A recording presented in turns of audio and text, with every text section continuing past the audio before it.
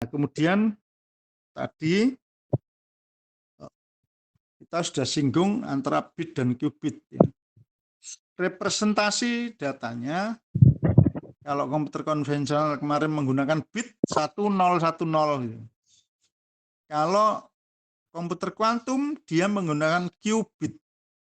Nilainya bisa 0, bisa 1 sama seperti bit, atau bisa 0 dan 1 bersamaan. Nah, ini yang bit nggak bisa, yang bisa hanya qubit. Dia bisa muncul bersamaan, sehingga sifat ini bisa digunakan untuk perhitungan secara paralel. Ini yang mempercepat komputasi kuantumnya di situ. Nah, kemudian cara kerjanya tadi, satu adalah superposisi. Kalau di bit tidak bisa superposisi. Kalau qubit bisa. Superposisi 0 dan 1 tadi muncul bareng, itu namanya superposisi. Nah, sehingga dia bisa bekerja secara paralel. Sifat yang kedua, entanglement. Entanglement ini satu qubit dia mempunyai sifat kembar dengan qubit lain. Jadi kalau qubit A itu misalkan nilainya 1, maka qubit A aksen, anak kembarnya, ya 1. Kalau A nilainya 0, A aksen ya 0. Nah, itu sifat entanglement gitu ya.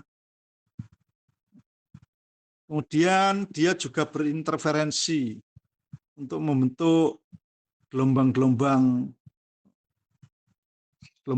qubit itu, sehingga dia memunculkan amplitude yang berbeda-beda. Nah, amplitude ini yang digunakan untuk menghitung probabilitas ya dalam komputasi kuantum. Kemudian dia juga mempunyai sifat koherensi ya. Semakin lama koherensinya, maka perhitungan komputasi kuantumnya semakin bagus. Jadi maksudnya qubit itu mempunyai sifat koherensi cuma selama beberapa detik saja gitu ya. Misalkan dia sifat koherensinya 5 detik misalkan ya. Nah, dalam 5 detik itu kita bisa melakukan perhitungan komputasi kuantum. Setelah 5 detik dia dikoheren, hilang koherensinya. Nah, maka perhitungan komputasinya bisa rusak kalau hilang. Karena itu para ilmuwan sekarang ingin menciptakan qubit yang mempunyai sifat koherensi yang panjang, ya, waktunya yang panjang. Ya kalau bisa misalnya 10 menit, itu kita bisa melakukan komputasi lama, enak itu. Nah, itu cerita dari sisi gambaran dasarnya ya, perbandingan antara komputer kuantum dan komputer konvensional. Kemudian kalau kita lihat dari sejarahnya, ya kita bisa menilai titik awalnya adalah tahun 2019. Namanya supremasi kuantum. Kenapa disebut supremasi kuantum di sini? Karena di tahun itu Google berhasil mengalahkan, ya, dia menciptakan komputer kuantum itu dengan diberi problem tertentu, dan problem ini diselesaikan menggunakan komputer kuantum dan komputer konvensional. Ternyata komputer konvensional itu memerlukan waktu puluhan tahun. Tetapi dengan komputer kuantum dia bisa menyelesaikan dalam waktu 10 menit. Nah, disitulah mulai titik awal bahwa para peneliti-peneliti ini baru tercengang ya. Ternyata komputer kuantum bisa diwujudkan ini. Bisa nih ya. Akhirnya banyak peneliti-peneliti yang mulai meneliti, mengembangkan algoritmanya, ada yang mengembangkan hardware-nya dan seterusnya.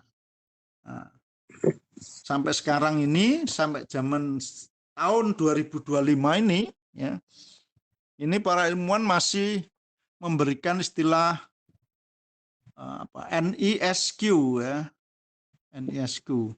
Jadi zaman di mana komputer kuantum itu masih belum sempurna, masih dikembangkan terus ini.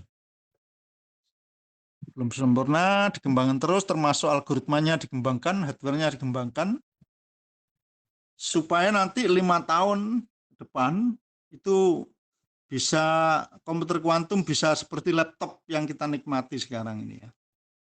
Sekarang belum bisa, masih komputer kuantum masih besar-besar gitu. Kita belum bisa nikmati, kita hanya bisa diberikan akses saja oleh IBM ataupun oleh Google ya. Maka zaman-zaman sekarang dinamakan era NISQ, di mana komputer kuantum masih belum sempurna, masih banyak error juga, dan seterusnya. Nah, kesempatan inilah bagi para peneliti-peneliti muda, termasuk Anda sekalian ini, untuk ikut mengembangkan ya algoritmanya atau hardware-nya. Tapi kalau mengembangkan hardware kayaknya hampir tidak mungkin kalau orang Indonesia ya. Modalnya besar dan seterusnya. Tapi kalau kita urun-urun rembuk konsep algoritmanya dikembangkan, ini masih memungkinkan. Nah, jadi era itulah disebut era NISQ, ya, era sekarang ini. Kemudian di sisi kriptografi, ya, di sisi kriptografi ada algoritma SOR namanya. Di komputer kuantum itu ada algoritma SOR. Ini algoritma ini bisa memecahkan algoritma kriptografi sekarang, yaitu algoritma RSA, DAVI, dan seterusnya. Nah, sehingga para pengembang sekarang ini, para ilmuwan yang menggunakan data-datanya, yang menggunakan kriptografi sekarang agak resah ini. Wah, nanti kalau ada beneran komputer kuantum jadi ya data-data kita jebol semua ini ya.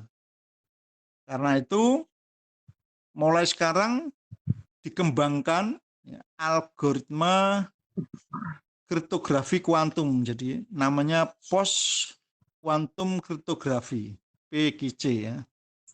Nah, itu para ilmuwan sudah mulai mengantisipasi ya. Dari sekarang kita sudah menciptakan algoritma kriptografi yang tidak bisa dibobol oleh algoritma kuantum. Nah, mulai kembangkan sekarang. Ada 4 algoritma besar di situ.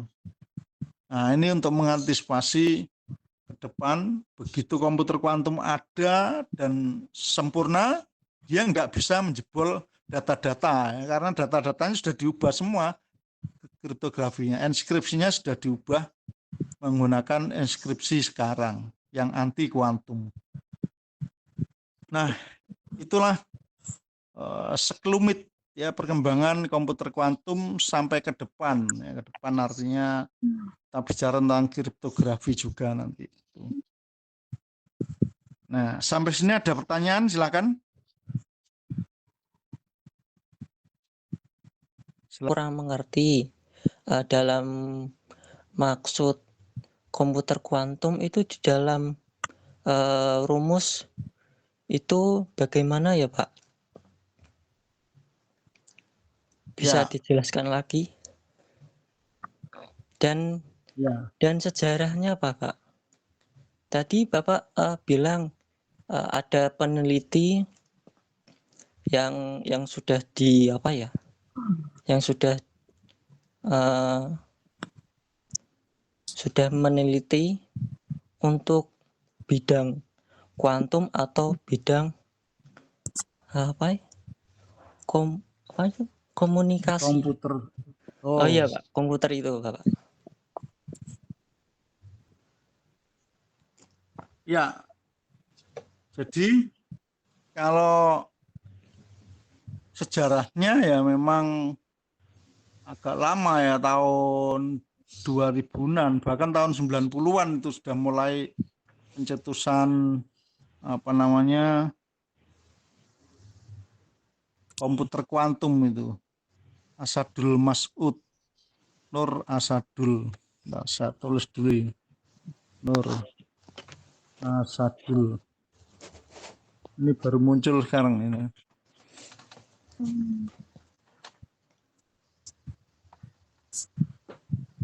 Ya. Tapi yang penting di sini, sejarah yang penting itu adalah dimulai tahun 2019 ya.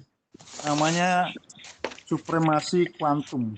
Nah, itu yang akan kita bahas nanti.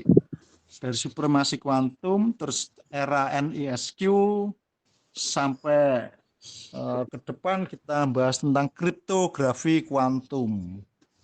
Nah, kriptografi kuantum atau sekarang lebih dikenal dengan PQC ya, post quantum cryptography. Nah, ada PQC kenapa? Karena orang ingin mengantisipasi data-data kita supaya tidak bisa dijebol oleh algoritma kuantum sekarang. Gitu. Nah, maksud saya Anda pelajari itu urut-urutan itu yang sudah saya berikan di WhatsApp, di grup. Anda pelajari ya. Kemudian kita diskusikan besok. Jadi tanya jawab gitu sehingga Anda bisa lebih paham. Ya. Kemudian ya itu penilaiannya seperti itu ya. Seperti semester kemarin. Jadi nanti Anda akan tahu sendiri jalan ceritanya kenapa ada komputer kuantum, kenapa ini ya. Nah, semester kemarin sempat kita adakan diskusi panjang lebar itu. Dan Anda bisa bertanya, bisa menjawab dan seterusnya. Dari situ baru kita dapat pemahaman secara keseluruhan ya, tentang komputer kuantum. Jadi nanti kalau Anda dengar komputer kuantum sudah nggak asing lagi ya. Anda bisa lihat di YouTube ya. Komputer kuantum sekarang Anda bisa klik yang berbahasa Indonesia sudah banyak ini. Untuk menambah wawasan awal dulu. Setelah itu Anda bisa tanya-tanya di ChatGPT dan seterusnya. Nah, besok kita akan bahas tentang yang sebagian saja ya tadi. Ini sebentar. Kalau semuanya mungkin Anda enggak ini.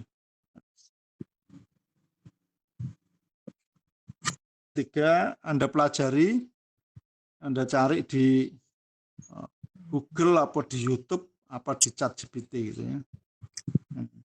Kemudian besok kita adakan tanya jawab ya.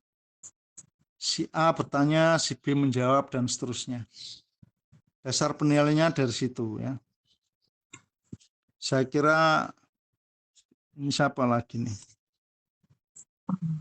Muhammad Marta.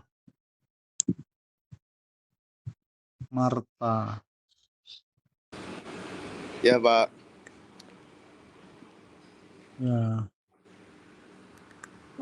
3 kali gabung nih, baru muncul pertama ini Marta nih. Tadi di luar, Pak. Ya. Jadi tugasnya Anda pelajari nomor 1, 2, dan 3 itu.